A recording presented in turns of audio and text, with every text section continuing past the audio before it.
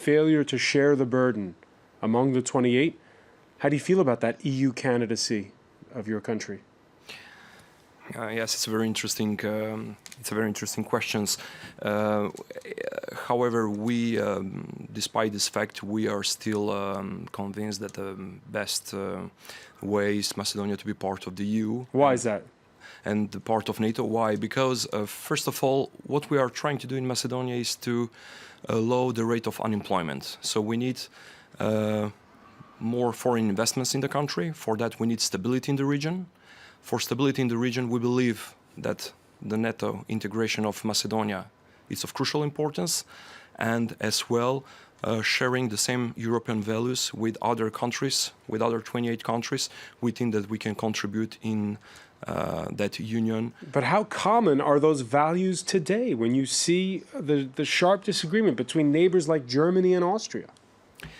It's true, it's not easy, but we can understand the concerns of all countries. I mean, we can understand the German position, we can understand the Austrian position as well.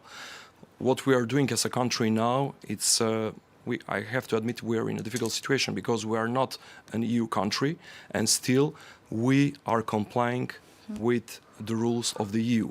So we are trying to do in the best way in order to be a valuable partner of the EU. That's our aim, and we need for that at the border we need a proper registration of those who are coming in the EU, which means really to detect those who are really affected by the war-torn zones, because obviously EU is not in capacity to accept economic migrants.